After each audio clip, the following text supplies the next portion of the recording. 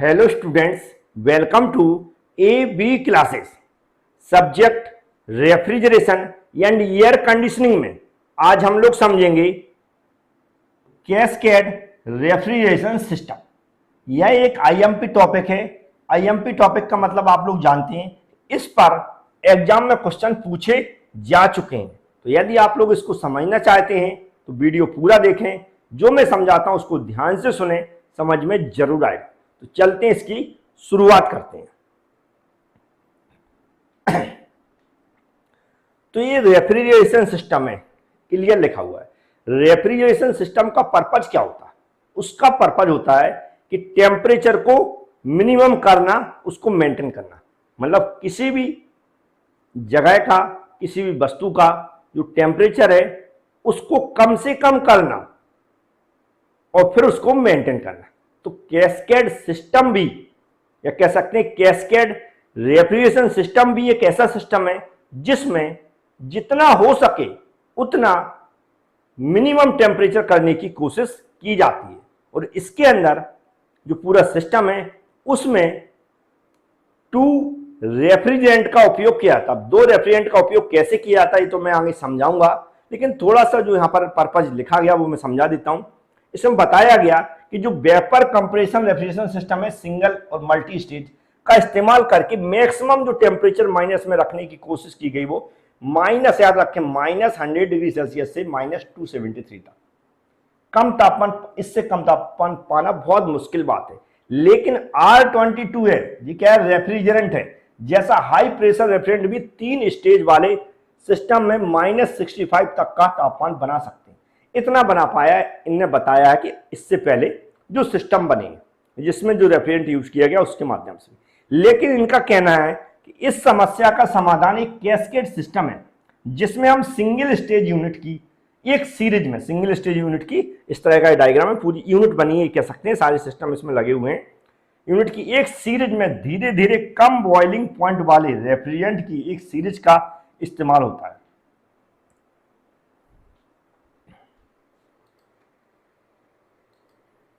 तो क्या लिखा हुआ है? ये वर्ड पढ़ना, रेफ्रिजरेंट। रेफ्रिजरेंट जानते हैं, जो लिक्विड हम लोग यूज करते हैं उसका यूज करके एक सीरीज में हम लोग कैसे मिनिमम टेम्परेचर इसका रखेंगे या मेंटेन करेंगे। इस डायग्राम को बस हमें समझना है, सारी कंपोनेंट को एक्सप्लेन करना है और वर्किंग समझना है। तो चलते हैं आगे, इसको समझते हैं।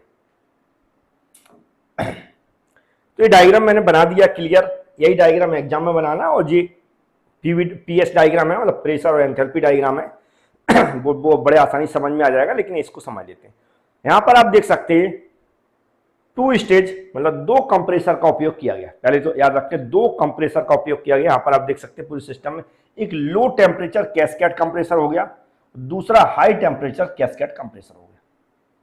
यहां पर देख सकते हैं क्या है? हमारा कंडेंसर है, ये एक्सपेंशन वाल्व है। इधर भी देख सकते हैं एक्सपेंशन वाल्व है, ये हमारा एवापोरेटर है, वो ये हमारा लो टेम्परेचर। लेकिन यहां पर आप दिख रहे हो लिखा होगा कैस्केड कंडेंसर, ये लिखा है कैस्केड कंडेंसर। ध्यान से देखेंगे। अब ये जो पूरा कॉम्बिनेशन बना इसको कैस्केड कंडेंसर बोला गया, क्योंकि ये कंडेंस का काम करता है। लेकिन यहां पर दो जो यहां पर कंपोनेंट लगे, ये 2 कंपोनेंट लगे। यहां पर यदि आप देखेंगे तो ये जो वाला है ये एवापोरेटर का काम करता है। एवापोरेटर का काम करता है कि ये हमारा किसका काम करता है? कंडेंसर का काम करता है। कंडेंसर का काम करता है। तो इस चीज का ध्यान रखना है। नंबरिंग ऑलरेडी डली है, उसी नंबरिंग के हिसाब से हम चलेंगे। नंबरिंग जो डली है उसी के हिसाब से चलेंगे, बिल्कुल ध्यान रखें। यहां पर आप नंबरिंग देख सकते हैं।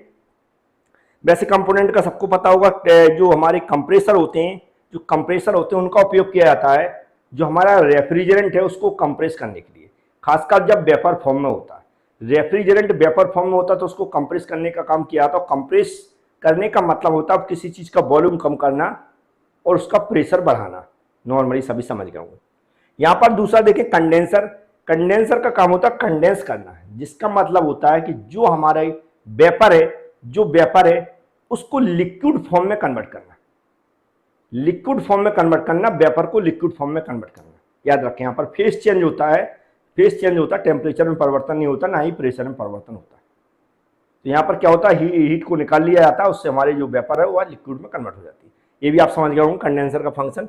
अब यहाँ एवोपरेटर, तो एवोपरेटर मेन पार्ट होता है जिसके अंदर जो रेफ्रिजरेंट होता है वो लिक्विड से वेपर में कन्वर्ट होता है। लिक्विड से वेपर में कन्वर्ट कैसे होता है? क्योंकि वो उसके आसपास एनवायरनमेंट की हीट को वो रिसीव करता है। जब हीट को रिसीव करता है वो लिक्विड फॉर्म में होता है, तो लिक्विड जब टेम्परेचर बढ़ता है धीमे धीमे वह वेपर में कन्वर्ट हो जाता है और वो आसपास की वहाँ की वस्तुओं को ठंडा कर देता है।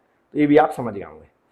तो यहाँ पर आपको दिख रहा होगा, यहाँ पर जो है ये समझ लो एवोपरेटर जो लगा हुआ है, ये समझ लो इसके आसपास की चीज़ों को ठंडा करना है, ये यहाँ की चीज़ों को क्या टेम्परेचर मैन करना है, ये हमारा मेन पर्पज है। ये समझ लो ये एवोपरेटर लगा है, यहाँ की हमें वस्तुओं को, यहाँ की चीज़ों को ठंडा करके रखना है, इसका पर्पज ये वाला है। ठीक है, 1 से 2 हमें दिख रहा है, 1 से 2, तो यहां से क्या हो रही? वेपर फॉर्म में आ रही। क्या आ रही? वेपर। क्या है? रेफ्रिजरेंट। रेफ्रिजरेंट किस फॉर्म में? वेपर फॉर्म में। रेफ्रिजरेंट किस फॉर्म में? वेपर फॉर्म में, याद रखें। एक कंप्रेसर के अंदर आया, किसके अंदर आया? इसके अंदर आया। 1 पे इसने एंट्री ली, 2 पे आउट होगा। 1 पे एंट्री ली तो इसके अंदर कंप्रेस हुआ, मतलब इसका प्रेशर बढ़ गया, इसका प्रेशर बढ़ गया और टेम्परेचर भी बढ़ता है।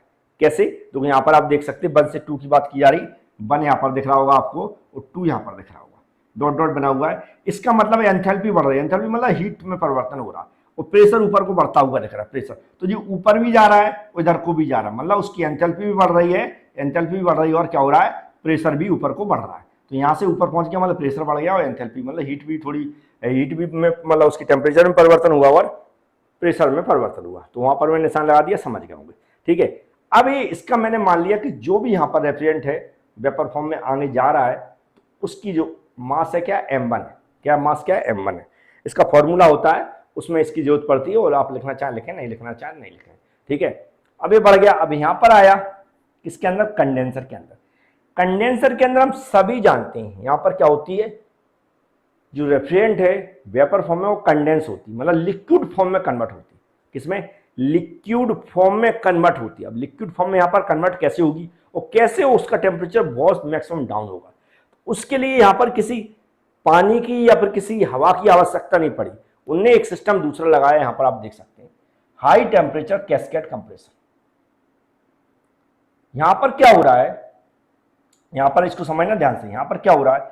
यहां पर जो भी वेपर फॉर्म में रेफ्रिजरेंट है, मान लो मैंने सेकंड दूसरा रेफ्रिजरेंट इसमें यूज कर लिया, एक जैसे 2 रेफ्रिजरेंट भी यूज कर सकते हैं और अलग अलग रेफ्रिजरेंट भी यूज कर सकते हैं, याद रहेगा। तो यहां पर मान लिया मैंने कोई रेफ्रिजरेंट है, वह वेपर फॉर्म में, यहां पर कैसा है? वेपर फॉर्म में है। वो कंप्रेसर के अंदर 5 से 6 कंप्रेसर के अंदर आया और इसमें कंप्रेस हुई। इसमें क्या हुई? कंप्रेस हुई। कंप्रेस होने के बाद उसका प्रेशर बढ़ गया, थोड़ा टेम्परेचर बढ़ गया, वो आगे चली गई। कहाँ गई? इस कंडेंसर के अंदर गई। यहाँ पर आप देख सकते हैं कौन से 5 to 6, यहाँ पर 5 to 6 कहाँ है? तो ये है, ये 5 to 6 सेकेंड की बताया जा रहा है। तो यहाँ पर भी आप देख सकते हैं क्या बढ़ा हुआ? प्रेशर बढ़ा हुआ दिख रहा होगा और एंथैल्पी भी बढ़ी हुई दिख रही होगी। ये जो वेपर फॉर्म में यहाँ पर था रेफ्रिजरेंट, इसके अंदर आके कंडेंस हो गया। कंडेंस होकर यहाँ पर किस में बदल गया? कंडेंस होकर जब बाहर निकला यहाँ पर कंडेंसर से, तो क्या बन गया है? लिक्विड बन गया। क्या बन गया? लिक्विड बन गया है, याद रखें। इसका प्रेशर कम नहीं हुआ लेकिन लिक्विड में कन्वर्ट हो गया। इसके टेम्परेचर में भी परिवर्तन नहीं होता। क्यों?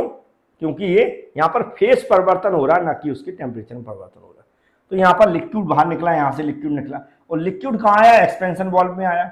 एक्सपेंशन वाल्व में एक्सपेंड किया जाता है। एक्सपेंड किया जाता है मतलब उसको बहुत सारी ऐसी जगह दी जाती है।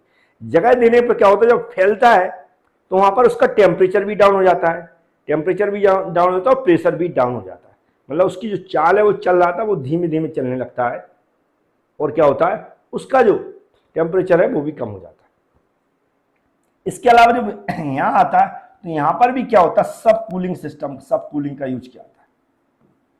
सब कूलिंग का मतलब यहां पर में अलग से किसी वाटर के माध्यम से, किसी दूसरे सिस्टम के माध्यम से हम उसको और ठंडा करते हैं। और क्या करते हैं? यहाँ पर सब कूलिंग का मतलब और ठंडा किया जाता है। क्या किया जाता है? और ठंडा किया जाता है। जब वो बिल्कुल ठंडा और ठंडा हो जाता है और फिर उसको कहां से गुजरता है? एवोपरेटर। ये दिख रहा है, ये कैस्केड कंडेंसर है, कह सकते हैं इसका ही एवोपरेटर है। क्या है? ये वाले एवोपरेटर, इससे गुजरता है। जब ये इससे गुजरता है, जब ये इससे गुजरता है, याद रखें, जब ये इससे गुजरता है तो ये क्या करता है? क्योंकि ये ठंडा है और कंडेंसर क्या कर रहा है? यहां से जो ये वाला इधर से गया, जो इधर से गया वो वेपर फॉर्म में गुजरा तो उसकी इसकी हीट को याद रखें, इसकी हीट को ये रिसीव कर लेता, इसकी हीट को ये एब्जर्व कर लेता।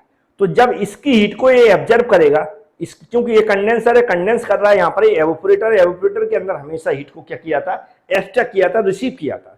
एवोपरेटर हमेशा हीट को क्या करता है, चारों तरफ की हीट को क्या करता है अपनी ओर खींच लेता है और खुद किसमें, लिक्विड से वेपर में कन्वर्ट हो जाता है। जो रेफ्रिजरेंट होता है जब एवोपरेटर के अंदर से गुजरता है तो आसपास की वस्तुओं की हीट को क्या करता है, वो एक्सट्रैक्ट कर लेता, मतलब खींच लेता। जब खींचता है तो जो रेफ्रिजरेंट है उसका टेम्परेचर बढ़ेगा तो वो वेपर में कन्वर्ट हो जाता है। तो यहां से जब वो आसपास की वस्तुओं को हीट, वस्तुओं की जगह उसमें यहाँ पर क्या कंडेंसर लगा हुआ है, और कंडेंसर से जो वेपर गुजर रही है उसकी हीट को खींच लेता है, तो इसके टेम्परेचर को मिनिमम कर देता है। यहां से जो वेपर गुजर रही है और यहां से लिक्विड फॉर्म में निकलेगी, किसमें, लिक्विड फॉर्म में यहां से गुजरेगी, जबकि यहां से जो रेफ्रिजरेंट आएगा वो किसमें, वेपर फॉर्म में निकलेगा। क्यों हो रहा है क्योंकि इसके अंदर से जो आठवें नंबर से जो अंदर से रेफ्रिजरेंट आ रहा है, 8वें नंबर से जो रेफ्रिजरेंट आ रहा है वह ये जो 3 नंबर से यहां से जो यहां से वेपर फॉर्म में हमारा रेफ्रिजरेंट गुजर रहा है, इसकी हीट को क्या कर रहा है, ऐसा कह सकते हैं इसकी हीट इधर चली जाती, इसकी हीट इधर चली जाती, तो ये वेपर फॉर्म में कन्वर्ट हो जाता है, जबकि यहां पर एक इसमें लिक्विड में कन्वर्ट होकर बाहर निकल जाता है। इधर 3 नंबर पे लिक्विड फॉर्म में रेफ्रिजरेंट इसका आगे निकलता है, जबकि 8 नंबर पे जो वेपर निकलती है यहां से लिक्विड गुजरता है, यहां पर वेपर फॉर्म होता है। क्योंकि हम जानते हैं कि जिसका टेम्परेचर कम होता है उधर की ओर हीट फ्लो होती है, तो यहां पर वेपर फॉर्म में अंदर भी एंट्री हो रही, यहां पर वेपर फॉर्म में तो इसका टेम्परेचर ज्यादा है, तो वेपर फॉर्म में इसका टेम्परेचर ज्यादा है तो इसका टेम्परेचर ज्यादा है, जबकि यहां पर लिक्विड फॉर्म में एंट्री हो रही है तो वेपर का टेम्परेचर ज्यादा है, लिक्विड का कम है, क्योंकि इसको मैंने और सबकूल कर दिया। तो वेपर की जो हीट है वो किधर की ओर ट्रांसफर होने लगेगी, हमारी जो यहां से लिक्विड है उसकी ओर ट्रांसफर होने लगेगी नेचुरल तरीके से। क्यों, क्योंकि लिक्विड का टेम्परेचर कम है, तो इसलिए यहां पर जो इसके अंदर से जो रेफ्रिजरेंट गुजर रहा है, जो इसके अंदर से रेफ्रिजरेंट गुजर रहा है उसकी हीट हमारी इसके अंदर से जो रेफ्रिजरेंट गुजर रहा है उसकी ओर फ्लो होने लगेगी, और जो यहां से लिक्विड फॉर्म में रेफ्रिजरेंट था वो वेपर में कन्वर्ट हो जाएगा, जो यहां से वेपर फॉर्म में हमारा रेफ्रिजरेंट गुजर रहा है वो लिक्विड में कन्वर्ट हो जाएगा, क्योंकि इसकी हीट जो वेपर फॉर्म में था इसकी हीट हमारी लिक्विड रिसीव कर लेगा और लिक्विड खुद वेपर में कन्वर्ट हो जाएगा, और जो हमारी इसकी हीट जब पूरी निकल जाएगी तो ये लिक्विड में कन्वर्ट हो जाएगा। तो इसकी प्रोसेस आप समझ गए होंगे, इसका पर्पज आप समझ गए होंगे। तो फिर जो लिक्विड फॉर्म में कन्वर्ट होगा वह लिक्विड एक्सपेंशन वाल्व के अंदर आएगा, तो और उसमें यहाँ पर सबकूल कर दिया जाता है, सबकूल और उसको ठंडा किया जाता है सबकूल किया जाएगा, मतलब और अलग कुछ सोर्सेज से इसको और ठंडा किया जाएगा, फिर वह ठंडा और कम प्रेशर वाला, लो टेम्परेचर वाला जो रेफ्रिजरेंट होगा वो एवोपरेटर के अंदर से गुजरता है। जब एवोपरेटर के अंदर से गुजर रहा है तो इसका पर्पज है यहाँ की आसपास की वस्तुओं को टेम्परेचर कम करना, मतलब मिनिमम जितना भी माइनस हो सके उसको कम करना और टेम्परेचर को मेंटेन करना। फिर वही यहाँ पर वेपर फॉर्म में बाहर निकलेगा, क्योंकि आसपास की वस्तुओं को टेम्परेचर लेके वो वेपर में कन्वर्ट हो जाता है, उसने आसपास की वस्तुओं की जो हीट है उसको रिसीव कर लिया, और फिर से हमारी ऐसी साइकिल चलती रहती है। तो मुझे उम्मीद है थोड़ा बहुत आपको समझ में आया होगा कैसे साइकिल चलती है ना। सिंपल है, यहां से देखो, यहां से 1 से 2 के अंदर से 1 से 2 के अंदर से क्या हो रहा है, हमारा वेपर फॉर्म में रेफ्रिजरेंट जा रहा है जो कि हमारे 3 पे निकलता है लिक्विड फॉर्म में, क्योंकि यहाँ जो कैस्केड कंडेंसर है उसमें क्या होता है, जो हमारा इधर से दूसरी ओर से जो लिक्विड फॉर्म में हमारा रेफ्रिजरेंट आ रहा है वह इसकी हीट को रिसीव कर लेता, खुद हमारा वेपर में कन्वर्ट हो जाता है, जबकि इसको लिक्विड में कन्वर्ट कर देता।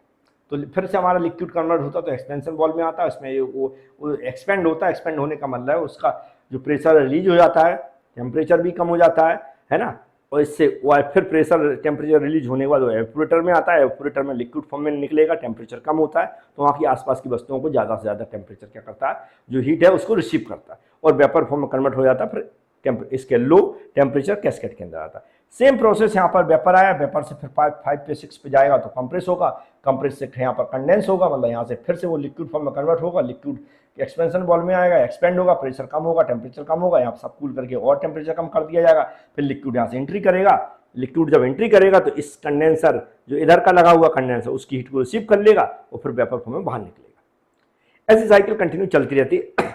यहाँ पर इसी को दिखाया गया, देखो आप देखो फर्स्ट से सेकंड से थर्ड यहाँ पर आप देख सकते हैं कैस्केड कंडेंसेशन प्रोसेस दिखाई, यहाँ पर A वाली 3 वाली, फिर हमारी 3 से 4 यहाँ पर आप देख सकते हैं ये हमारी लो टेम्परेचर वाली सिस्टम दिखाया गया, कौन सा, लो टेम्परेचर दिख रहा है, एक्सपेंशन वॉल्व है यहाँ पर दिखाया एक्सपेंशन वॉल्व, इसमें और टेम्परेचर कम किया जाता है। फिर हमारा क्योंकि प्रेशर भी देख रहा है एक्सपेंशन वॉल्व के अंदर 3 से 4 प्रेशर नीचे को डाउन दिखाया गया, मतलब यहाँ पर और कम किया गया। फिर एवोपोरेशन प्रोसेस हो रही है जो एवोपोरेटर के अंदर हो रही है, इसके अंदर देख सकते हैं, क्योंकि इसके अंदर जो प्रेशर तो कांस्टेंट है लेकिन हीट बढ़ते हुए दिखाया गया, एंथैल्पी बढ़ रही है, क्योंकि इधर को आप देख सकते हैं एंथैल्पी बढ़ रही है, क्यों, क्योंकि वो आसपास की वस्तुओं की हीट को रिसीव कर रहा है, एक्सट्रैक्ट कर रहा है, इसलिए इधर बढ़ रहा है। ऐसी साइकिल। अब दूसरी ए वाले को देखो तो इस वाले को दिखाएगा 5 से 6 पे हो गया भाई हाई टेम्परेचर जो कंप्रेसर हो गया, तो 5 से 6 आप देख सकते हैं। यहाँ पर जो टेम्परेचर कांस्टेंट है, टेम्परेचर कांस्टेंट है, लेकिन हमारी क्या हो रही, जो इधर को है एंथैल्पी कम हो रही है, क्योंकि यहाँ पर क्या हो रहा है, जो वेपर है वो किस में कन्वर्ट हो रही है, लिक्विड में कन्वर्ट हो रही है कंडेंसेशन के अंदर। फिर हमारी 7 से 8 हम देखेंगे, 7 से 8 क्या हो रहा है, यहाँ पर 7 से 8 देखते हैं, तो वही हमारा एक्सपेंशन प्रोसेस है, जहाँ पर क्या हो रहा है, टेम्परेचर कम हो रहा है, टेम्परेचर कम हो रहा है। फिर हमारा एवोपोरेशन प्रोसेस 5 से 6, जो हमारी इसके अंदर से 5 से 6 हमारा सॉरी 8 हो गया, 8 से फिर 5, 8 से फिर 5, जो हमारी एवोपोरेशन प्रोसेस है, जहाँ पर वेपर में कन्वर्ट हो रहा है, क्योंकि हीट हमारी उसके जो आसपास के जो वहाँ कंडेंसर, जो हमारा कंडेंसर है उससे हीट को रिसीव कर रहा है, इसलिए क्या कर रहा है, वेपर में कन्वर्ट हो रहा है। तो साइकिल भी बड़े आसानी से आप बना सकते हैं। तो मुझे उम्मीद है इसकी आप वर्किंग लिख पाएंगे, डायग्राम बना पाएंगे, कंपोनेंट एक्सप्लेन कर पाएंगे। Thank you.